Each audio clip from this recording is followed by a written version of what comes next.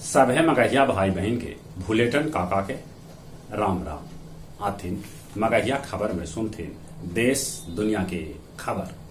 आज नवरात्रा के 5वां दिन है। भक्त सभे करतन स्कंद माता के आराधना। प्रधानमंत्री नरेंद्र मोदी आज करतन वंदे मातरम भारत एक्सप्रेस के शुभारंभ। अहमदाबाद से मुंबई कुलम 5 घंटा में पहुंच जतक। एकरा में हवाई जहाज वाला सुविधा भेटाए। राजस्थान के मुख्यमंत्री अशोक गहलोत आखिरकार मंगलन माफी। कांग्रेस अध्यक्ष पद के चुनाव भी न लड़तल। राजद के प्रदेश अध्यक्ष जगदानंद सिंह कहलका कि 2023 में तेजस्वी यादव बनतन बिहार के मुख्यमंत्री। नगर निकाय चुनाव पर रोक लगावे से पाछे हट गए हाई कोर्ट। बाकी वो कहलक कि आयोग पहला चरण के चुनाव टाल सका है। बीपीएससी के पुनर्प्रारंभिक परीक्षा राज्य में आज हो रहा है। गाड़ी में 6 गो एयर बैग वाला नियम एक बच्चर लेल टाल देवल गए। अखिलेश यादव तीसर बेर सपा के राष्ट्रीय अध्यक्ष बनावल गए। पटना में डेंगू के 170 गो मरीज भेटलक है। सुप्रीम कोर्ट के फैसला की गर्भपात पर अब महिला के मनमर्जी चलत। बिहार के उद्यमी के मन में है डर।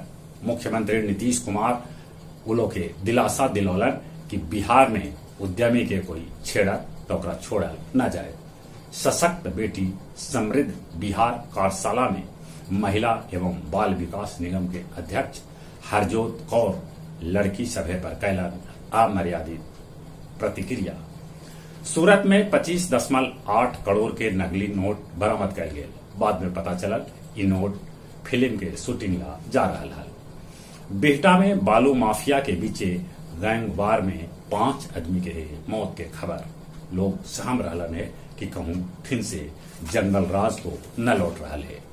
यूक्रेन के करीब 15% इलाका के आज रूस अपन देश में मिलावे के बाद कह रहा है। श्रीलंका में संविधान संशोधन करके राष्ट्रपति के अधिकार में कल जाए कटौती। फ्लोरिडा में तेज तूफान के चलते भारी तबाही मचल है। 20 लाख घर के बिजली हो गए गुल। म्यांमार में भूकंप के झटका महसूस कल गए है, जेकर तीव्रता रिक्टर पैमाना पर 6.1 आंकल गए है। आज गया जी के 5 गो केंद्र पर बीपीएससी के हो रहा है पुनर्प्रारंभिक परीक्षा। गया आजाद पार्क में कल से होए रामलीला।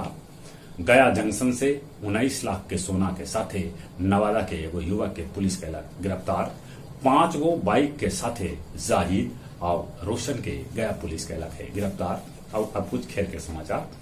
7 बछर बाद प्रधानमंत्री नरेंद्र मोदी अहमदाबाद में 36वां राष्ट्रीय खेल के कैलन शुभारंभ।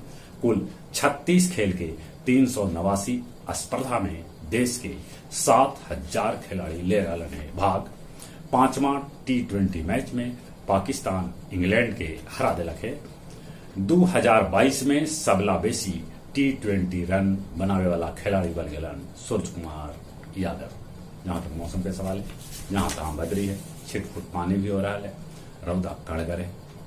चली अपने सदे के एक बेर फिर से भूलेटन काका के राम राम।